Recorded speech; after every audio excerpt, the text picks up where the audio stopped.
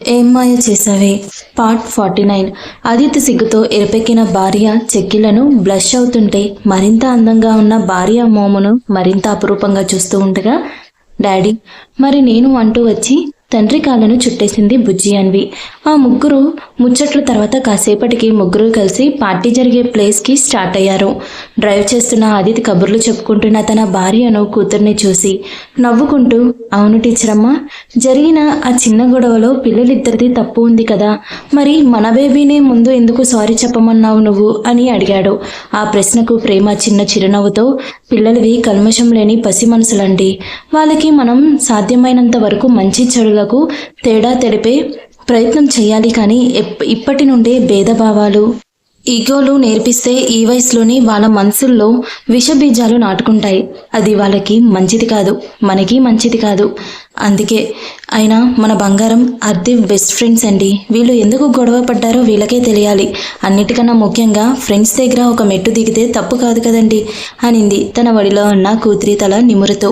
ప్రేమ మాటలకు ఆదిత్య మనసులోని మురిసిపోతూ, నిజంగా నువ్వు నీ మనసు బంగారమే, ఇలాంటి బంగారాన్ని నేను దూరం చేసుకోవాలన్నా తప్పుడు ఆలోచనలతో నీ గురించి ఇష్టం వచ్చినట్టు రాసి పంపిన వాళ్ళను ఏం చేసినా తప్పులేదు అనుకుంటూ గేర్ రాడ్ మీద ఉన్న తన ఎడమ చేతిలోకి కూతురితో కబుర్లు చెప్తున్న ప్రేమ కుడి చేయి తీసుకొని ఆమె తన వైపు అయోమయంగా చూస్తూ ఉండగానే ఆమె కళ్ళలోకి చూస్తూ ఆ చేతిపైన తన పెదాలు ఆనిచ్చాడు ఆదిత్య చేసిన ఆ ఊహించని చర్యకు ప్రేమ ఒక్కసారిగా అదిరిపడింది.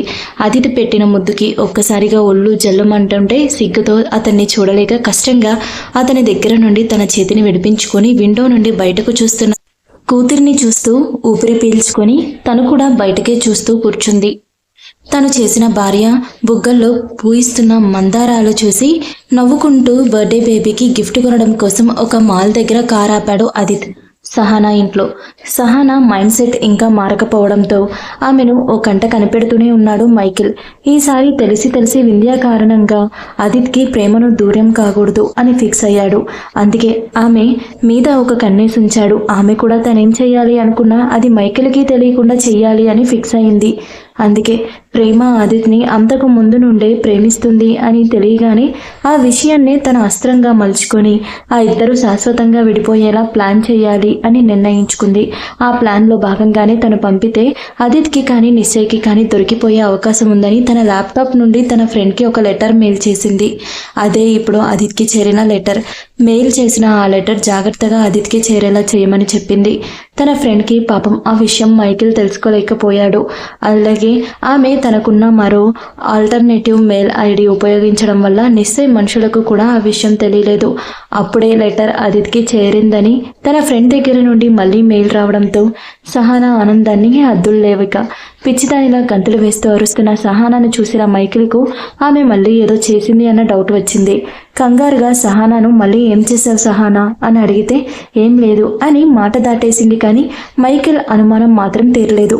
ఆమె మాత్రం ఆనంద సాగరంలో తేలుతూ బలవంతంగా మైకిల్కి తనకి పెళ్లి చేసిన నిశ్చయని తలుచుకొని, నాతోనే పెట్టుకుంటావా నిశ్చయ్, ఇప్పుడు చూడు నువ్వు దేనికోసం అయితే నా జీవితం నాశనం చెయ్యాలి అని చూశావో దాని జీవితమే ఎటూ కాకుండా పోతుంది అని రాక్షసంగా నవ్వుకుంటూ జరగబోయేది తనకి నచ్చినట్టు ఊహించుకుంటూ ఉంది సహానా. విజయవాడ. పెద్దవాళ్ళు ముగ్గురిని ట్రైన్ ఎక్కించగానే వైభవ్ దగ్గరలో ఉన్న ఒక పార్క్కి చేరుకుని ఉదయం జరిగింది గుర్తు చేసుకున్నాడు. అన్నతో కలిసి ఆఫీస్కి చేరుకున్న వైభవ్కి ఎందుకో వర్ష విషయంలో లేట్ చేయడం మంచిది కాదని అనిపించింది.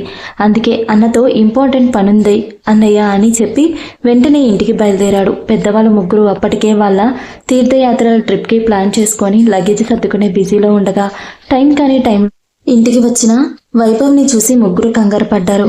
కానీ వైభవ్ చాలా ధైర్యం చేసి ముగ్గురిని కూర్చోపెట్టి తను వర్షను ప్రేమిస్తున్న విషయం చెప్పి, నేను నా లైఫ్ పార్ట్నర్గా వర్షను తప్ప ఇంకెవరిని ఊహించుకోలేనమ్మా, నాకు వర్ష కావాలి, వర్ష లేకపోతే నేను బ్రతకలేను అని తన మనసులో ఉన్నదంతా ధైర్యంగా స్థిరంగా చెప్పాడు. కొడుకు కళ్ళల్లో వర్షపై కనిపిస్తున్న ప్రేమను చూసిన వైశాలి గారు, చంద్రశేఖర్ గారు చిన్న చిరునవ్వుతో, మీ సంతోషమే మాకు ముఖ్యం రా చిన్నోడా, అయినా మేము వర్షను నీకు అడగాలి అనుకున్నాం, కానీ నువ్వే నాకు వర్ష కావాలి అని అడిగేసరికి చాలా సంతోషంగా ఉంది అంటూ అక్కడ జరిగింది అంతా మౌనంగా చూసి అంతా మౌనంగా చూస్తున్న తులసి గారిని చూస్తూ ఆగిపోయారు వైశాలి గారు. దాంతో వైభవ్ తులసి గారి చేతులు పట్టుకుని, వర్ష నా ప్రాణమత్తయ్య, తను కూడా నన్ను ప్రేమిస్తుంది కానీ ఎందుకో బయటపడట్లేదు. నన్ను చూస్తే నేనే ఎవరో తెలియనట్టే బిహేవ్ చేస్తుంది కానీ దాని వెనుక ఏదో ఒక కారణం ఖచ్చితంగా ఉండే ఉంటుంది అనడంతో తులసి గారు వైభవ్ తల నిమురుతూ, నాకు ప్రేమ ఎంతో వర్ష కూడా అంతే బాబు. మా వర్షకు నీకంటే మంచివాణ్ణి, నీకంటే ఎక్కువగా ప్రేమించేవాడిని మేము తీసుకుని రాలేము. నిజంగా నువ్వు చెప్పినట్టు మా వర్ష నిన్ను ప్రేమిస్తున్నా అది ఎప్పటికీ బయటపడదు బాబు. ఎందుకంటే ప్రేమ పెళ్లి విషయంలో మా స్థాయికి మించిన అల్లుడు గారిని చేసుకుంది అని నానా మాటలు పడింది కదా. ఇప్పుడు వర్ష తనకు నీ మీదున్న ప్రేమ బయట పెడితే నలుగురిలో ఎక్కడ తన వల్ల తన తల్లిదండ్రులు మాటలు పడాల్సి వస్తుందో అన్న భయం అయితే ఖచ్చితంగా వర్షలో ఉంటుంది. అందుకే మనసుని చంపుకొని మౌనంగా ఉండి ఉంటుంది అనడంతో వైభవ్ చెమ్మగిలిన కళ్ళతో తల్లిని చూశాడు. ఆవిడ కొడుకు కన్నీళ్లను తుడిచి, నీకు వర్షకు పెళ్లి చేసే బాధ్యత మాది. నలుగురు ఏదో అనుకుంటారు అని నా కొడుకు మనసుని కష్టపెట్టే నిర్ణయాలు మేము తీసుకోమురా చిన్నోడా, నువ్వేం టెన్షన్ పడకు అని భరోసా ఇవ్వడంతో చాలా సంతోషంగా ఫీల్ అయ్యాడు వైభవ్. వాళ్ళు తమ మొక్కులు తీర్చుకొని వచ్చాక వర్ష పేరెంట్స్తో మాట్లాడతామని చెప్పడంతో సంతోషంలో ఎగిరి గంతేసినంత పని చేశాడు వైభవ్. వైభవ్ సంతోషం చూసి పెద్దవాళ్ళు ముగ్గురు కూడా చాలా హ్యాపీగా ఫీల్ అయ్యారు. జరిగింది గుర్తు తెచ్చుకున్న వైభవ్ సంతోషంగా ఫీల్ అవుతూ, అమ్మ వాళ్ళు వచ్చి మన పెళ్లికి మాటలు కలిపేలోపు అన్నయ్య వదిన పూర్తిగా ఒకటైపోతే ఇంకా హ్యాపీ వర్ష అనుకుంటూ అక్కడి నుండి ఫ్రెండ్ని కలవడానికి వెళ్ళాడు వైభవ్ బెంగళూరు. మరుసటి రోజుకి నిశ్చయ్ దీక్ష కంటే ముందుగానే ముంబైకి చేరుకొని హోటల్లో ఆమె పక్క రూమే బుక్ చేసుకోవడం వల్ల ముందుగా ఫ్రెష్ అయ్యి వైబ్రేట్ అవ్వడంతో బెడ్ మీద ఉన్న తన మొబైల్ చేతిలోకి తీసుకున్నాడు. అప్పుడే అతని పిఏ నుండి, మీరు చెప్పిన పని పూర్తి అయ్యింది సార్, అండ్ మేడం కూడా ముంబై రీచ్ అయ్యారు. డైరెక్ట్గా క్లయింట్స్ని కలిసి సాయంత్రానికి హోటల్ రూమ్కి చేరుకుంటారు అని ఒక మెసేజ్, మరో మెసేజ్లో ఒక అడ్రస్ రావడంతో చిన్న చిరునవ్వు విరబూసింది నిశ్చయ్ పేదల మీద. అతని పిఏ చెప్పినట్టుగానే దీక్ష ముందుగా క్లయింట్స్తో మీటింగ్కి అటెండ్ అయ్యి సాయంత్రం అవుతుండగా హోటల్కి చేరుకుంది. తన రూమ్లో అడుగుపెట్టిన దగ్గర నుండి గుండెల్లో ఏదో అలజడిగా అనిపిస్తుంటే బాధగా ఆమె కళ్ళల్లో నీళ్లు తిరిగాయి. కారణం ఆ అలజడి నిశ్చయ్ తన దరిదాపుల్లో ఉంటేనే అతని ప్రెజెన్స్ని తెలియజేస్తూ కలుగుతుంది అన్న నమ్మకం ఆమెది. ఆమె నమ్మకం నిజం అని ఆ క్షణం నమ్మలేకపోయింది ఆమె. బాధపడుతూనే ఫ్రెష్ అయి వచ్చిన దీక్ష మొబైల్కి, ఇన్నేళ్ల తర్వాత నిశ్చయ్ నుండి నీతో మాట్లాడాలి దీక్ష, నువ్వు ఉన్న హోటల్ నుండి బయటకు వస్తే నిన్ను మన డ్రైవర్ నేనున్న ప్లేస్కి తీసుకొస్తాడు, జాగ్రత్తగా రా అని ఉండడంతో ఒక్కసారిగా బాధ, సంతోషం, కోపం, ప్రేమ అన్ని ఎమోషన్స్ కలగలిపి కళ్ళల్లో నీళ్లు తిరగడంతో ఏడుస్తూ బెడ్ కూర్చుండిపోయింది దీక్ష. ఇన్నేళ్ల తర్వాత నిశ్చయ్ తనంతట తాను తనతో ఏం మాట్లాడాలి అనుకుంటున్నాడో తెలుసుకోవాలి అనుకొని చాలాసేపటికి దీక్ష తనని తాను తమాయించుకొని రెడీ అయ్యి హోటల్ బయటకు వచ్చేసరికి నిశ్చయ్ పంపిన డ్రైవరే దీక్షను గుర్తుపట్టి మేడం రండి అంటూ ఆమెను తీసుకుని నిశ్చయ్ చెప్పిన ప్లేస్కి బయలుదేరాడు డ్రైవర్. విజయవాడ ఆదిత్య ప్రేమ సెలెక్ట్ చేసిన ఒక టాయ్ని గిఫ్ట్ ర్యాప్ చేయించి పార్టీ జరిగే ప్లేస్కి స్టార్ట్ అయ్యాడు ప్రేమ అన్వీలతో కలిసి.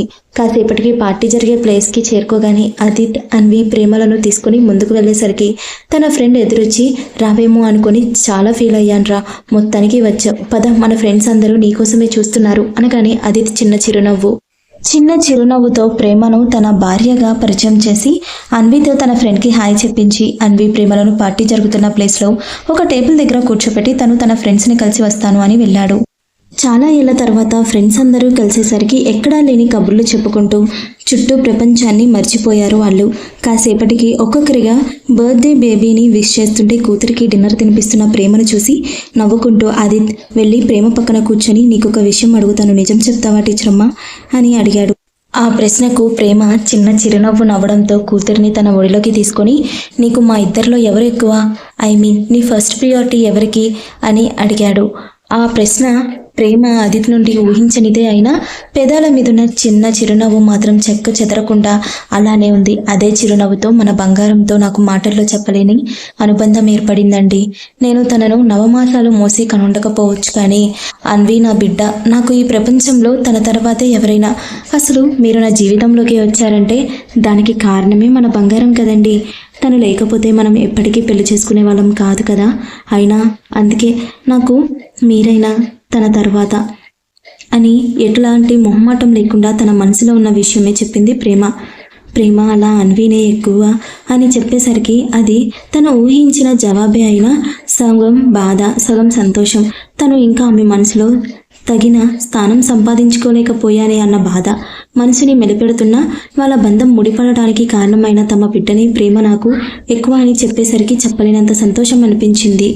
ఆదిత్ మనసుకి మిక్స్డ్ ఫీలింగ్స్తో ప్రేమ చేయి పట్టుకునేసరికి ప్రేమ కంగారు పడిపోయి, ఏం చేస్తున్నారు ఆదిత్ గారు, మనం ఎక్కడున్నామో గుర్తుంది కదా అని అడిగింది. కలువ రేకుల్లాంటి కళ్ళను పెద్దవి చేసి చుట్టూ చూస్తూ. ఆమె ఎక్స్ప్రెషన్స్కి ఆదిత్ నవ్వుకుంటూ ఆమె అరచేతిని ముద్దాడి అల్లరిగా తన చేసిన పనికి షాక్ అయి చూస్తున్న భార్యను చూసి కన్ను కొట్టి, మనం ఎక్కడున్నా నేను పెట్టుకుంది నా భార్య చెయ్యే కాబట్టి ఇప్పుడు వచ్చేది ప్రాబ్లం ఏం లేదు అనగానే సిగ్గుతో వాలిపోయిన భార్య కన్ను రెప్పలను చూస్తూ, ఇంతకీ నువ్వు డిన్నర్ చేసావా లేదా అని అడిగాడు. అతను చేసిన పనికి ప్రేమ సిగ్గుతో నేల చూపులు చూస్తున్నాయి. లేదు, ముందెళ్ళి పాపను విష్ చేసి గిఫ్ట్ ఇచ్చేసి వచ్చి అప్పుడు తిందాం అనడంతో భార్య మాట మేరకు కూతురిని ఎత్తుకొని మరో చేత్తో ప్రేమ చేయి పట్టుకొని స్టేజ్ మీదకు వెళ్ళి ఆ బర్త్డే బేబీని విష్ చేసి గిఫ్ట్ ప్రెజెంట్ చేసి ఒక ఫోటోకి ఫోజ్ ఇచ్చేసి తిరిగి తమ ప్లేస్లోకి వెళ్ళి కూర్చున్నారు. వాళ్ళు కూర్చున్న కాసేపటికి అన్వి, ఆరు అంటూ దూరంగా తమ వైపే యాటిట్యూడ్గా చూస్తున్న అర్ణవ్ని చూసి పరిగెత్తుకుంటూ వెళ్ళేసరికి ఆదిత్ ఆ బుడ్డోడిని ఆశ్చర్యంగా చూస్తూ, ఆ హాఫ్ టికెట్ గాడు ఎవడు టీచర్ అమ్మా, ఇంత లేడు అంత యాటిట్యూడ్ చూపిస్తున్నాడు అని అడిగాడు. ఆ ప్రశ్నకు ప్రేమ నవ్వుతూ, వాడు అర్ణవ్ అండి, మధ్యాహ్నం స్కూల్లో బాల్ కోసం గొడవ జరిగింది అని అన్వి చెప్పింది కదా, అది వాడితోనే అని చెప్పగానే వాడి పక్కన కూర్చున్న అతన్ని చూస్తూ, ఓ వీడా ఆర్యన్ గాడి కొడుకా అన్నాడు ఆదిత్. అది విన్న ప్రేమ, అర్ణవ్ వాళ్ళ ఫాదర్ మీకు తెలుసా అని అడగగానే, ఎందుకు తెలీదు, చాలా బాగా తెలుసు, కాకపోతే వాడు ఇప్పుడు మన బిజినెస్ రివైల్ అని చెప్పాడు. అప్పటికే ఆర్యన్ తమ వైపే చూస్తూ ఉండడంతో బిజినెస్ రైవల్ అనడంతో ప్రేమ ఇంకేం మాట్లాడలేక అర్ణవ్తో ఆడుతున్న కూతుర్ని చూస్తూ ఉండిపోయింది. పెద్దవాళ్ళ మధ్య ఉన్న గొడవలు పిల్లలు పసి మనసులకు పాడు చేయకూడదు అని కోరుకుంటూ కాసేపు ఆర్యన్ ఆదిత్యలు ఇద్దరు చూపులతోనే ఒకరినొకరు కాల్ చేసుకొని అలసిపోయి కోపంగా మొహాలు పక్కకి తిప్పుకొని తిరిగి ఎవరి భార్యతో వాళ్ళు కబుర్లు చెప్పుకుంటూ ఉన్నారు. కాసేపటికి ఆదిత్య ప్రేమతో, సరే చాలా లేట్ అయిపోయింది, నేను వెళ్ళి డిన్నర్ తీసుకొస్తాను టీచర్ అమ్మ, మన ఇద్దరం కలిసి తిందామని వెళ్ళాడు. కాసేపటికి అర్ణవ్తో ఆడుకొని అలసిపోయిన అన్వి కూడా తిరిగి ప్రేమ దగ్గరకు చేరుకుంది. డిన్నర్ ప్లేట్స్ తీసుకొని ప్రేమ దగ్గరకు చేరుకుంటున్న ఆదిత్ ఆది అన్న పిలుపు చెవులను చేరగానే అది బాగా తెలిసిన గొంతులా అనిపించి వెనక్కి తిరిగిన ఆదిత్ ఆశ్చర్యపోతూ, ప్రీతి నువ్వా, ఎలా ఉన్నావు, ఏమైంది ఇన్నాళ్ళు, ఏమైపోయావు ఇన్నాళ్ళు అంటూ తన చేతిలో ఉన్న ప్లేట్స్ పక్కన పెట్టి ఆమెను అభిమానంగా హగ్ చేసుకున్నాడు ఆదిత్.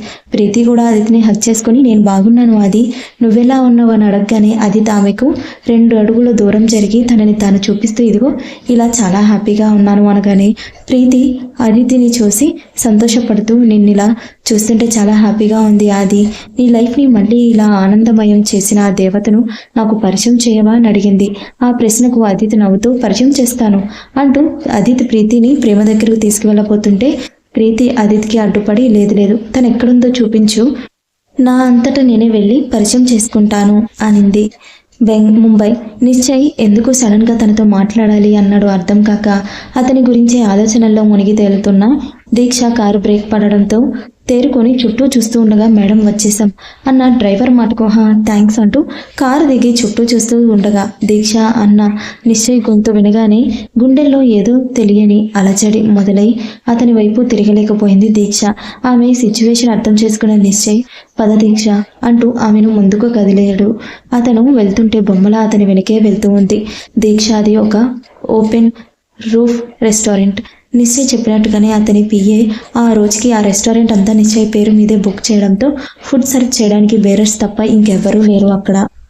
నిశ్చయ్ దీక్షను వాళ్ళ కోసమే స్పెషల్గా అరేంజ్ చేసిన టేబుల్ దగ్గరకు తీసుకెళ్ళి ఆమెను కూర్చోపెట్టి తను ఆమెకు ఎదురుగా కూర్చొని బేరర్కి అప్పటికే దీక్షకు ఇష్టమైన ఫుడ్ ఆర్డర్ ఇవ్వడంతో వాళ్ళు కూర్చోకొని ఇద్దరికి ఫుడ్ సర్వ్ చేసి అక్కడున్న అందరూ వెళ్ళిపోయారు. దీక్ష మౌనంగా తన ముందున్న ప్లేట్లో ఫుడ్ని చూస్తూ బాధగా, నీకు ఇంకా నా ఇష్టాలు గుర్తున్నాయా నిశ్చయ్ అనుకొని తన వైపే చూస్తున్న నిశ్చయ్ కళ్ళలోకి సూటిగా చూస్తూ, ఏదో మాట్లాడాలి అన్నారు కదా మీరు అని అడిగింది. ఆమె అలా ఎవరో పరాయి వాళ్ళతో మాట్లాడినట్టు తనని గౌరవించి మాట్లాడుతుంటే మనసులో ఏదో తెలియని బాధ కలిగింది నిశ్చయ్కి. కానీ అదేమీ పైకి తెలియనివ్వకుండా, ముందు డిన్నర్ చేయ దీక్ష, తర్వాత మాట్లాడుకుందామనడంతో అతనితో వాదించే ఓపిక లేక మాట్లాడకుండా తినడం స్టార్ట్ చేసింది దీక్ష. కాసేపటికి దీక్ష నిశ్చయ్ కళ్ళలోకి చూస్తూ ఉండడంతో నిశ్చయ్ గుండెల నిండుగా ఊపిరి పీల్చుకొని బాధగా దీక్ష కళ్ళలోకి చూస్తూ తను దీక్షను ఎంతగా ప్రేమించాడో, ఆమెను తనంతటా తానే వదులుకోవడానికి కారణం ఏంటో, ఆ తర్వాత కొన్నాళ్ళకు సుమన్ గారి వల్ల తన నిర్ణయం తప్పని రియలైజ్ అవ్వడం, ఆ తర్వాత వింధ్య డెలివరీ, ఆ తర్వాత వింధ్య శాశ్వతంగా ఈ లోకాన్ని విడిచి వెళ్ళడం, ఆ తర్వాత తను ఆ నిజాన్ని యాక్సెప్ట్ చేసి గదిలో బందీ అయినా తను ఇలా ఇన్నేళ్ళకి బయటికి రావడం అంతా పూసగుచ్చినట్టు వివరంగా చెప్పాడు నిశ్చయ్ తనని ఎంతగా ప్రేమించాడో చెప్తున్నప్పుడే దీక్ష మనసు విలవిలలాడుతూ కన్నీళ్లు పెట్టుకోవడం మొదలుపెట్టింది. అతను తన కోసం ఆలోచించిన విధానం చాలా గొప్పది, కానీ అలా ఎవరి కోసమో అతను బాధపడుతూ తనని బాధ పెట్టే నిర్ణయం తీసుకొని ఇద్దరి నరకమయం చేశాడు అన్న నిర్ధారణకు రాగానే ఆవేశంగా లేచి నిశ్చయ్ గుండెల మీద కొడుతూ, ఎందుకురా ఇలా చేసావు, ఎందుకు ఇలా చేసావు, ఇలా చేయడం వల్ల ఏం మిగిలింది నీకు అని అరుస్తూ గట్టిగా ఏడుస్తూ కొడుతూనే ఉంది దీక్ష.